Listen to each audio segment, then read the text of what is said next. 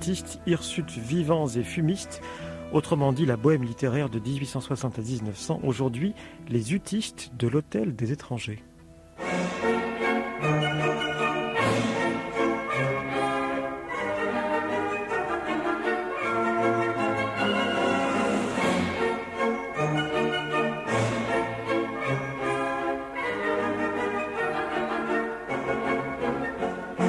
Jean-Jacques Lefrère, hier nous évoquions en compagnie de Michael Packenheim ce qu'on pourrait appeler un peu le Parnasse fantaisiste, c'est-à-dire surtout la figure de Nina de Villard et de Cabaner, le compositeur, qu'on va retrouver aujourd'hui d'ailleurs dans l'album Jutiste.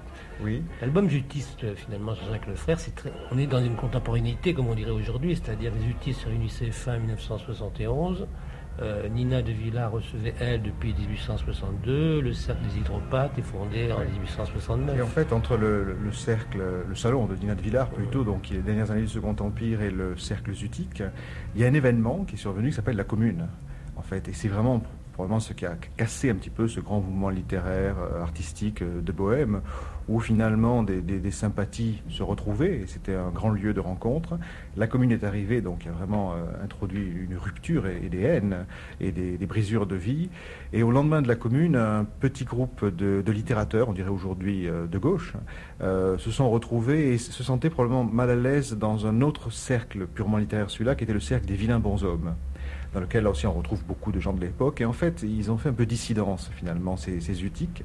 Il y avait Verlaine, il y avait Charles Cros, enfin je veux dire, il y avait tout ce qui compte maintenant à nos yeux, et ce qui a été aussi oublié de l'époque. Enfin, il y avait tout ce monde chez les vilains bonshommes.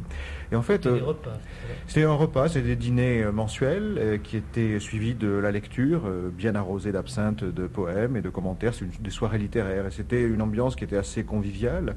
On n'en sait pas beaucoup parce qu'ils avaient un album, eux aussi, dans lequel ils consignaient leur production, et cet album a probablement brûlé pendant la Commune, puisqu'il a dû rester dans le bureau d'un des employés de l'hôtel de ville, qui est également poète.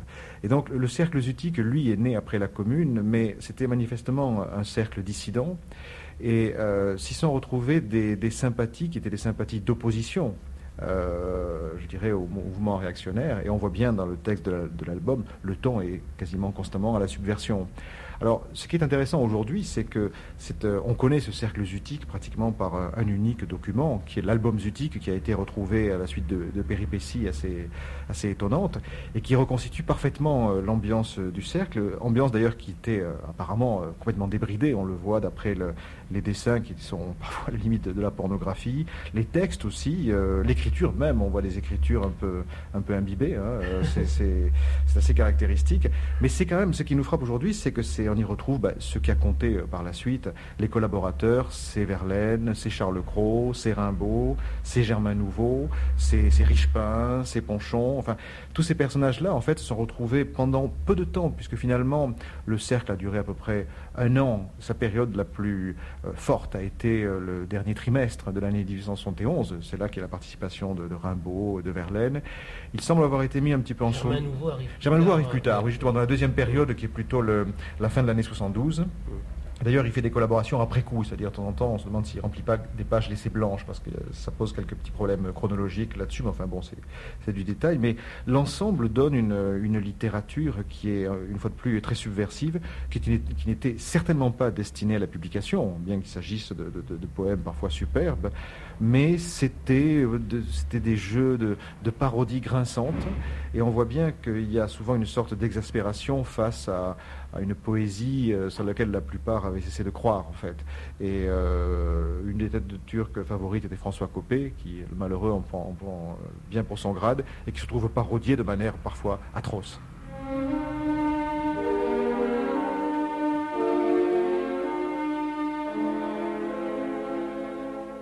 Les soirs d'été, sous l'œil ardent des devantures, quand la sève frémit sous les grilles obscures, irradiant au pied des grêles marronniers, hors de ces groupes noirs, joyeux ou casaniers, suceurs du brûle-gueule ou baiseurs du cigare, dans le kiosque mi-pierre étroit où je m'égare, tandis qu'en haut rougeoie une annonce dit blé, je songe que l'hiver figera le filet d'eau propre qui bruit, apaisant l'eau du Maine, et que l'âpre Aquilon n'épargne aucune veine.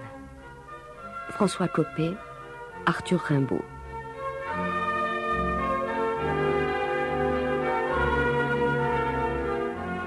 Jean-Jacques Lefrère, les utistes se réunissaient fin 1971 à l'hôtel des étrangers et à l'angle de la rue Racine et de la rue de l'école de médecine. C'est ce qu'on sait, grosso modo. Oui, on ne sait pas très bien ce que c'était. Non, on a la chance. Le bâtiment, pour une fois, existe toujours. C'est toujours un hôtel qui est d'ailleurs juste au-dessus d'un magasin de mode. Donc c'est effectivement à l'angle précis de la rue de l'école de médecine, la rue Racine, donc juste à côté de l'entrée d'une des librairies Gibert.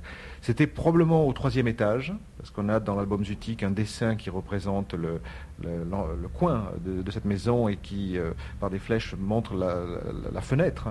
Donc c'était au 3e étage et en fait c'était Charles Cros et ses compères avaient loué cette chambre, qui était une grande chambre, où ils se réunissaient. Ils avaient mis là un piano, des tables, des chaises, de quoi boire bien sûr.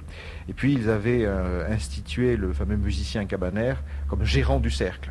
Alors, d'après les témoignages que l'on a, apparemment, c'était un gérant assez peu consciencieux qui faisait tout sauf gérer le cercle. Et puis, il a eu un adjoint de prestige, qui a été hébergé quelques jours dans cette chambre, qui s'appelait Arthur Rimbaud. Et ce n'est sûrement pas un hasard. On sait peu de choses sur les relations de Cabaner et de Rimbaud, mais ce n'est sûrement pas un hasard si l'auteur du sonnet des voyelles a justement connu le musicien Cabaner, auteur, lui, d'un sonnet des 7 nombres, qui joue aussi sur le rapprochement entre les couleurs, les nombres, les sons. Et on aimerait bien savoir ce que ces deux personnages assez hors du commun ont pu échanger comme idée. Puisque nous avons évoqué Jean-Jacques Lefrère, le fameux dîner des vilains bonshommes, il faut quand même rappeler où se trouvait d'ailleurs le comte de Lille, la figure de le comte de Lille, bien sûr. Autres. Ah oui. Il faut quand même rappeler que Rimbaud s'en est fait proprement jeter. Est-ce que le cercle justement des utistes et l'album Zutik ne sont pas d'une certaine façon nés Oui, le cercle Zutik, là, comme je disais, était vraiment un cercle qui est de dissidents, quoi, de francs-tireurs qui se sentaient pas à l'aise auprès des vilains bonshommes et qui ont voulu se regrouper, en fait. Alors, on peut évoquer effectivement les antinomies politiques, mais aussi les antinomies littéraires, en fait. Ils se sentaient de moins en moins de points communs avec la poésie d'un François Coppée ou d'un Le Comte de Lille. Alors, effectivement, le point d'orgue, ça a été la fameuse Algarade de Rimbaud et de Carjat. C'était pendant le printemps de l'année 1872. Donc le cercle Zutik existait déjà quand même, mais le cercle des vilains bonshommes évoluait parallèlement et Rimbaud avait participé à ce dîner amené par Verlaine. Et c'était à ce moment-là, après le repas, un poète, on pense que c'est Auguste Cressel, récitait probablement très mauvais sonnet. Et le jeune Rimbaud, qui était déjà un petit peu pris dans les brumes de l'alcool, a scandé la fin de chaque alexandrin par le mot de Cambronne. Alors, ça a fait sourire au début, puis ça a irrité tout le monde. Et Carjat s'est levé, lui a dit « Petit morveux, tu vas te taire ». Il a plus ou moins évacué du local. Et à la fin de la séance, Rimbaud s'est précipité, a saisi une canne épée et a blessé Carjat au poignet. Alors, ça a été il a été définitivement exclu du groupe des vilains bonshommes. Mais en fait, c'était, je dirais, l'exclusion physique. Exclu, il s'était déjà lui-même exclu depuis longtemps. Et sa participation à l'album Zutik, il en est quand même un des 2 principaux collaborateurs. Je veux dire, son nom s'y retrouve très fréquemment, montre que déjà les vilains bonshommes n'étaient probablement pour lui qu'un spectacle, qui se sentait déjà plus de points communs avec tous ces autres poètes. Et pourquoi sont-ils pris autant, j'allais dire, à la figure de François Coppée ? Leur principal jeu, c'était se moquer justement des grands parnassiens. Alors Coppée, là-dedans, c'est le meilleur symbole. Ce poète qui avait débuté avec eux, qui était inconnu, qui un jour fait représenter à l'Odéon une petite piécette sans prétention qui s'appelle Le Passant, qui a un succès extraordinaire, d'où un peu de jalousie quand même de la part de ses confrères. Et la poésie de Coppée, pour eux, leur est apparue comme vraiment quelque chose de ridicule. C'est vraiment une tête de turc dans l'album. Il est traîné, enfin je veux dire, ça montre d'ailleurs qu'ils avaient compris parfaitement sa manière, puisqu'ils tous le parodient, donc le procédé de la coppéisation poétique, il l'avait très bien compris et il l'applique. Ça ne veut pas dire que Coppée est un mauvais poète, loin de là, il y a des choses assez belles dans Coppée, mais pour eux c'était vraiment quelque chose qui n'était plus que méprisable. Et les propos du cercle qui ouvrent là. Oui. Ça, c'est quand même intéressant. C'est le sonnet liminaire, oui. Ouais. Ça a été fait, c'est une œuvre en collaboration, donc qui a été faite par 2 utistes, Léon Valade, qui est un poète qu'on connaît bien, et Jean Quec, qui est un poète, sculpteur beaucoup moins bien connu, et qui se sont amusés à mettre dans un sonnet, qui est tout à fait classique de forme, les propos du cercle. Alors on a les différents personnages, leurs expressions, et bien sûr le dernier nommé, c'est Rimbaud, qui fait rimer le mot perde avec bien sûr le mot merde. Et ça commence par Mérat, 5 sous, c'est ruineux, me demandez-vous 5 sous, tas d'insolents, Pénouté. Mon vieux, je viens du café riche, j'ai vu Catulle, Quec. Moi, je voudrais être riche, Verlaine. Cabanère, de l'Odaf, Henri Cross. Messieurs, vous êtes sous. Donc c'est probablement ce qui reconstitue un petit peu le ton des échanges qu'ils avaient. Bon, on voit que c'était pas très formaliste.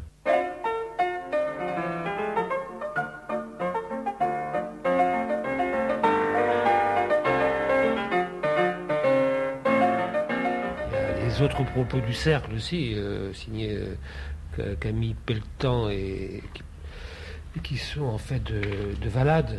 Dans ce taudis sombre où le blond Jacquet se sert de tapis infect ainsi que de crachoir, Vera hideux, Valade dit merde, la Marat répond merde, Henri Cross dit merde, merde, merde. Oui, c'est pas les Alexandrins qui vont beaucoup changer la littérature française, mais ils s'amusaient, en fait, ils s'amusaient. Oui, mais ils faisaient plus que de s'amuser, c'est-à-dire ça a participé aussi d'une espèce de révolte quand même contre un ordre établi, j'allais dire, à la fois social, à la fois littéraire. Disons, c'était aussi de la création poétique, hein. Ils ont mis ça en vers, donc ça, mais je pense que c'était quand même ludique, je veux dire, c'était clair que ils voulaient pas faire un album qu'ils publieraient un jour, je veux dire, là-dessus. C'était vraiment, c'est peut-être une forme de travail pour eux, justement, en parodiant, en étant sarcastique sur certaines formes poétiques, certains sujets. C'était une manière un peu de les dénoncer et de montrer que leur poésie à eux était passée déjà à vers d'autres choses, en fait. Parce que ce sont certes des parodies, mais certaines sont très travaillées, et là-dedans, il y a de très beaux vers. Quelques parodies de Charles Cros sont assez belles. Les remembrances du vieillard idiot de Rimbaud, qui est une des plus longues participations de Rimbaud, là aussi, c'est pas inintéressant comme poème. Hein. Oui, non, c'était quand même, bon, on se retrouvait là-dedans avec du beau monde, hein. C'était des gens qui savaient manier l'alexandrin. 47, je cherche. Il y a parfois des passages un peu surprenants. Par exemple, sur une page, on lit un vers, là. « L'humanité chaussée le vaste enfant progrès ». C'est signé Louis-Xavier de Ricard, et en dessous, on lit Arthur Rimbaud. Je veux dire, qu'est-ce qui les a poussés justement à... Ça veut dire que c'était vraiment pour eux de la subversion, quoi. C'est tout ce qui les agaçait en poésie, ils le parodiaient, ils mettaient ça. Une des énigmes pour moi pour cet album par rapport à la contribution de Rimbaud, qui est quand même un des poètes les plus importants de cet album, c'est qu'on lui attribue tous les poèmes sur lesquels on reconnaît sa signature sur l'autographe. Or, tous ne portent pas ses initiales en dessous. Donc, moi, je me suis toujours demandé si certains poèmes que l'on trouve maintenant dans l'œuvre de Rimbaud, qui figurent dans l'album, ne sont pas simplement des poèmes faits par d'autres poètes du Cercle ou faits collectivement, qu'il aurait recopiés en tant qu'assistant gérant du Cercle. Donc, c'est peut-être son corpus poétique et peut-être un peu à réviser là-dessus. Jacques Lefrère, comme vous l'avez signalé en début d'émission, cet album zutique, du cercle, entre guillemets, zutiste, a toute une histoire jusqu'à ce qu'il fut publié. Oui, on l'a retrouvé un peu par chance. Hein. Il était resté c'est Charles Cros, fondateur du cercle, qui l'avait gardé et qui l'avait laissé à une de ses filleules, laquelle ne s'intéresse pas du tout, l'avait à peine ouvert, était apparemment un peu horrifiée par le contenu, et l'a mise un jour en vente. Et c'est René Bonnel, qui était un éditeur bien connu, très intéressé par les Curiosas, qui avait acheté cet ouvrage et qui en avait parlé aussitôt à Pascal Piat, son ami et collaborateur. Et ils avaient bien sûr il l'avait acheté pour le publier, parce qu'ils se sont dit c'est quand même quelque chose d'assez extraordinaire. Ça a mis un petit peu de temps. Piat avait publié certains poèmes qu'il avait égrenés dans des revues. Bien sûr, il avait commencé par les auteurs les plus importants. Puis Bonnel, qui avait des velléités de voyage, avait vendu l'album, qui était passé dans la librairie Blaiseau, où il n'a pas été vendu tout de suite, probablement le prix demandé était un petit peu cher. Il a été acheté par Latécoère, fameux constructeur d'avions. Il est depuis dans sa famille, il est d'ailleurs depuis de longues décennies, on aimerait bien le voir, mais je crois que pour des raisons un petit peu familiales, disons qu'il n'est pas encore accessible, donc on ne l'a pas vu depuis longtemps, mais enfin, grâce à Pascal Piat, on a une édition qui est absolument extraordinaire, avec une première partie qui reproduit entièrement en fac-similé l'album, et dans une deuxième partie, donc les poèmes sont repris avec des notices que que seul un Piat, par son érudition et sa finesse, pouvait faire. Donc on peut dire que l'album a été parfaitement sauvegardé. On a quelques regrets bien sûr parce qu'il y a des pages qui ont l'air avoir été déchirées. En particulier, on ne connaît que le début d'un poème de Rimbaud et sur le verso de la page, la fin. Donc ça aussi, c'est dommage. Il y a également des pages qui sont collées l'une contre l'autre.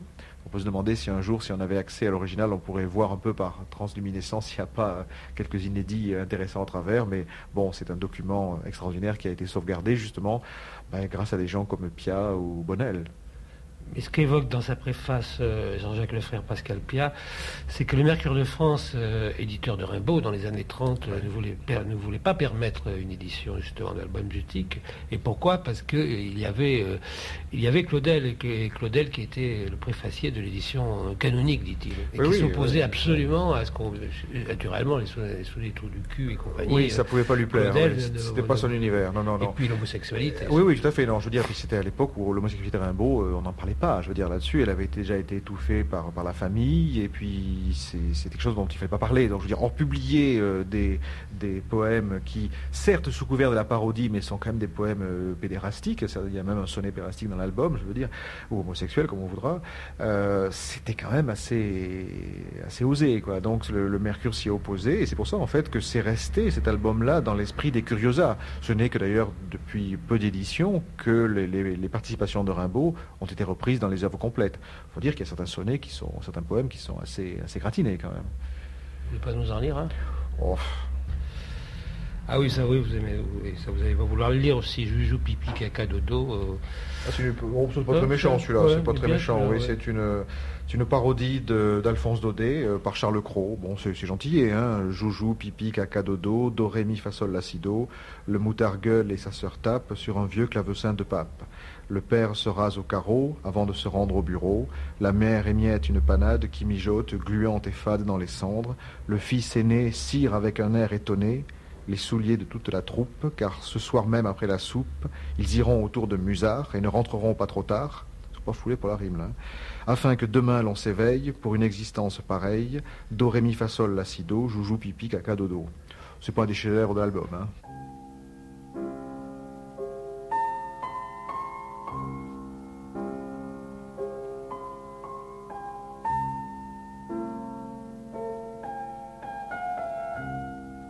Les remembrances du vieillard idiot. Pardon, mon père. Jeune, au froid de campagne, je cherchais non le tir banal où tout coup gagne, mais l'endroit plein de cris, où les ânes, le flanc fatigué, déployaient ce long tube sanglant que je ne comprends pas encore. Et puis ma mère, dont la chemise avait une senteur amère, quoique fripée au bas et jaune comme un fruit. Ma mère qui montait au lit avec un bruit... Fils du travail, pourtant, ma mère, avec sa cuisse de femme mûre, avec ses reins très gros où plisse le linge, me donna ces chaleurs que l'on tait. Une honte plus crue et plus calme, c'était quand ma petite sœur, au retour de la classe, ayant usé longtemps ses sabots sur la glace, pissait et regardait s'échapper de sa lèvre d'en bas, serrée et rose, un fil d'urine mièvre. Oh, pardon. Je songeais à mon père parfois, le soir, le jeu de cartes et les mots plus grivois, le voisin et moi qu'on écartait, chose vue. Car un père est troublant, et les choses conçues. Son genou câlineur parfois, son pantalon, dont mon doigt désirait ouvrir la fente. Oh non, pour avoir le bout gros, noir et dur de mon père, dont la pileuse main me berçait. Je veux taire le pot, l'assiette à manche entrevue au grenier, les almanachs couverts en rouge, et le panier de charpie, et la Bible, et les lieux, et la bonne, la Sainte Vierge et le crucifix. Oh, personne ne fut si fréquemment troublé comme étonné. Et maintenant que le pardon me soit donné, puisque les sangs infects m'ont mis de leurs victimes, je me confesse de l'aveu des jeunes crimes. Puis, qu'il me soit permis de parler au Seigneur. Pourquoi la puberté tardive et le malheur du gland tenace et trop consulté? Pourquoi l'ombre si lente au bas du ventre et cette erreur sans nombre comblant toujours la joie ainsi qu'un gravier noir? Moi, j'ai toujours été stupéfait. Quoi savoir? Pardonnez? Reprenez la chancelière bleue, mon père. Oh, cette enfance. Et tirons-nous la queue. François Coppée, Arthur Rimbaud.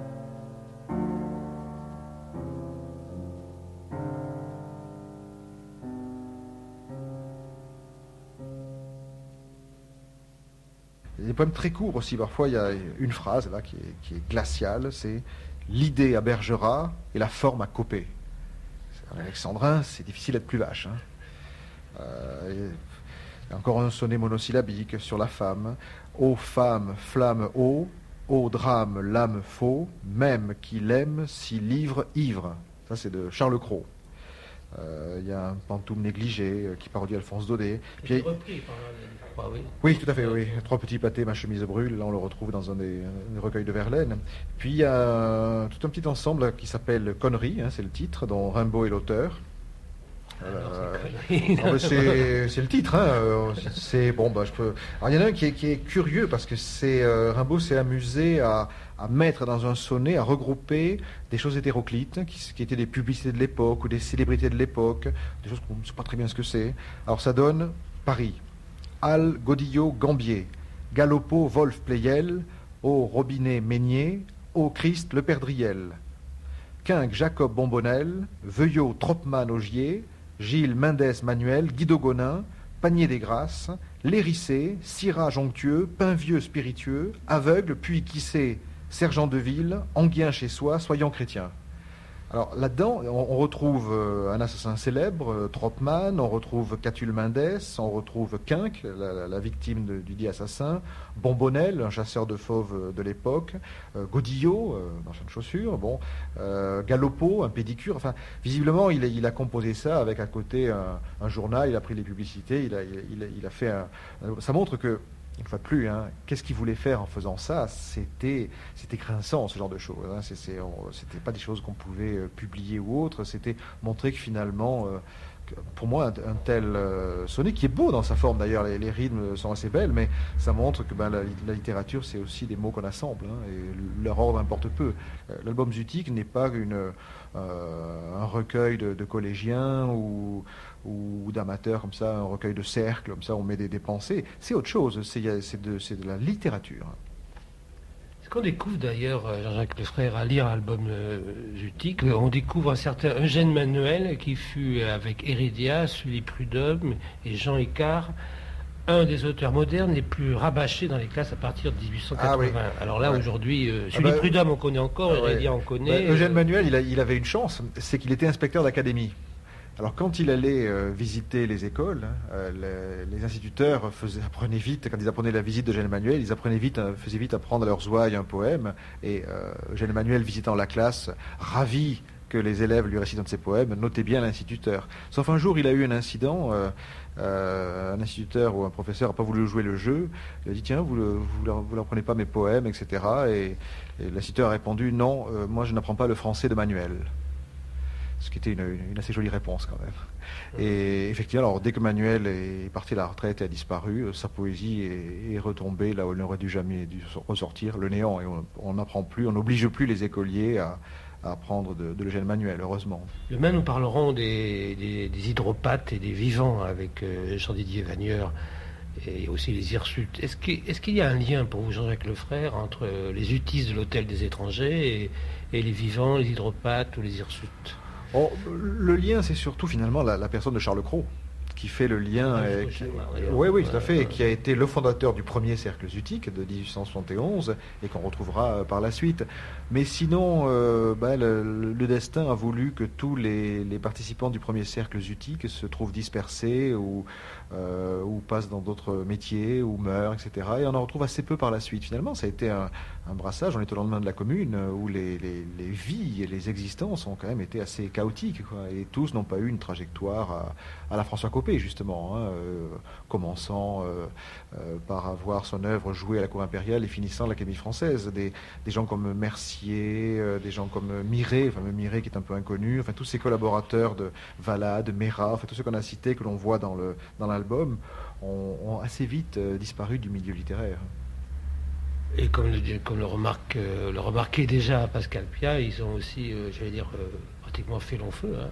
Ils sont morts jeunes. Ils sont morts jeunes, même Verlaine. Oui. Mais là, il y a une explication, hein, quand même. C'était un petit liquide vert qu'ils mettaient dans leur verre. Hein. Ça a quand même pas mal décapé.